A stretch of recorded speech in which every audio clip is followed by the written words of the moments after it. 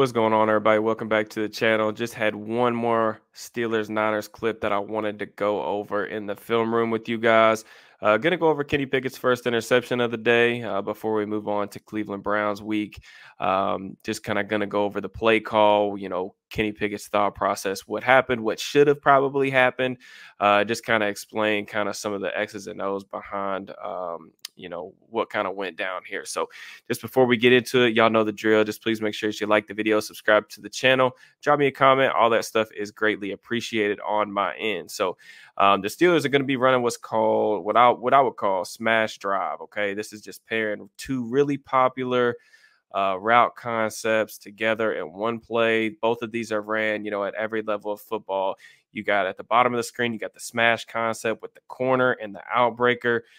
Basically, this is just, a high-low concept.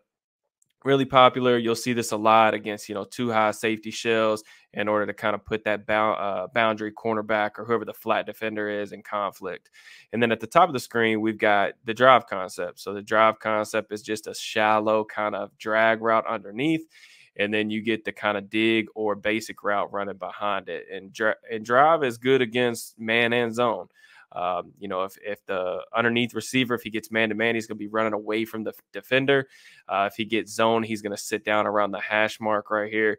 And then you got the dig route coming in behind it. So usually the way that this play is read out is, you can read the front side of it. You can kind of get this corner route as what I would call the alert.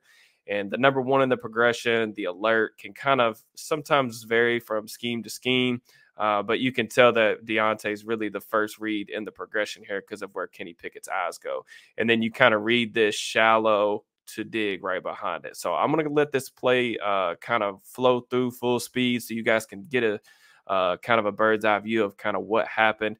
The Niners are just playing straight up cover one. This is just man-to-man. They're going to send an additional blitzer, do a little stunt up front with Fred Warner. And then you got the center field safety, kind of lurking back there as well. So let's kind of rewind this and see kind of what happened, what should have happened, all that stuff. So the Steelers are going to come out in a 3-by-1 bunch set to the top. We get the motion of Freiermuth, and the whole point of this motion is really just to see how the defense is going to react to it. They motioned to 2-by-2 with this safety coming across the formation. That's going to give Kenny Pickett a good indicator that this is man coverage. Okay, so pre-snap, we've got the defenders outside leverage. You've got this center fielder in the middle of the field. This is middle field close. This is a really pretty picture for a quarterback to tell what the defense is going to be playing. So at the snap, you see, again, Deontay Johnson take an inside release on Javarius Ward before running the corner route. And then you can kind of see the drive concept coming across the field on the backside. So I'm going to show you guys this from Kenny Pickett's perspective and kind of show some of the questions that I have about kind of the thought process here. So on the way back in his drop, so this is going to be kind of a typical 3-step drop out of gun. I'm just going to play it really slow here. From this point on, Deontay is covered. Okay, he is running an out-breaking route, which really was that way before the snap. He is completely covered. The defender has outside leverage. It is going to be very difficult for him to separate. As good as he is, it's going to be very difficult for him to separate on this particular route. So you see Pickett. He stays with it. He immediately moves to George Pickens on the shallow route.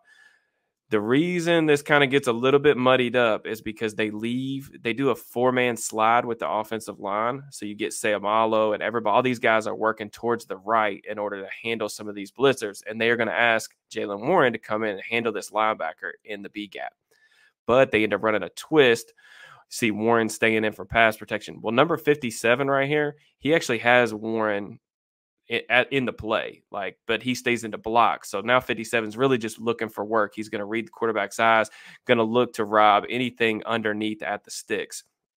So right here, you see Pickett move on to the second man in his progression. 57 is in a really good position to kind of undercut this football. That takes Pickens completely out of the play, and Pickett is in the right for passing this up. However, we never really get our helmet around to the third in the progression, which is Allen Robinson, who is running a dig against outside leverage. The reason that this is particularly frustrating a little bit, and everybody can, sit here with the clicker and, pause and whatever, move it slow motion. And playing quarterback is hard, man. This stuff moves incredibly fast. But this is NFL open. If this is on time over the middle of the field, you can make the argument that right here he might have to layer this ball over, put a little touch on it. That may or may not be a tight window, depending on what you classify as a tight window. This is NFL open though. Okay. And even this underneath defender that's following Pickens, he's in man coverage. And you see that his eyes are on the receiver. Okay. He's not even really looking back towards the quarterback. And he's not going to be able to react and flip his body in order to get into this throwing lane. And the cornerback is so far off and outside that he's not going to be able to make a play on this ball either. The thing that I think hurts Pickett here is he takes a long time to come off of this number one in the progression. He's staring Deontay down really 1, 2, 3, hop up until he finally comes off to number 2. So that throws the timing off a little bit of the play to where he's a little bit late getting to the third read. And you can see his eyes you can see the stripe on his helmet. He's just now starting to see this guy flash across because everything's coming into his vision. But he's just too late to where he doesn't feel comfortable getting his feet aligned with his eyes and throwing over the middle of the field in this type of window. And this is just kind of a common theme to what I see with Pickett on tape, especially when he struggles. We know Canada's offense doesn't do a lot of really good things to open up the middle of the field. But having said that, he will turn stuff down over the middle of the field. And sometimes it's as a result of him being a little slow in the processing phase throughout the development of the play. And, quarterbacks, we talk all the time about, getting triangle reads for the quarterback. It helps the quarterbacks process things that are happening within their vision. And I'll just kind of outline without a clicker or anything like this. This is a triangle, and then this is a triangle. So we have 2 triangle reads for the quarterback, which typically makes things easier to process. Like I said, San Francisco not disguising what they're doing, really pre-snap. Everything plays out exactly like you would kind of believe. But just I think that Pickett's a little bit slow to process all this information, really from the jump. Just takes a long time to get off kind of this smash route or corner route up top. And, unfortunately, that ends to an interception on the play. And, things kind of go from bad to worse, in my opinion, because I think if you look at the play and just look at his feet, very rarely in the NFL can you ever get away with going 1 to 2 back to number 1 and not turning the football over. Defenders move too fast. In my opinion, too, here, he doesn't even really look to see if Deontay's open. I mean, he's still pretty much covered, and he just throws this anyway. And this is just a blind faith type of throw. And yeah, Johnson slips, and he probably can at least break this football up if he doesn't fall to the turf. But that doesn't make it a good decision, and I think that really from the jump, you see Pickett's feet. I'll see if I can slow this down just a little bit. Pickett's feet just all day looked really antsy in the pocket. You see him kind of just really toesy, just kind of bouncing around, not really sure of himself.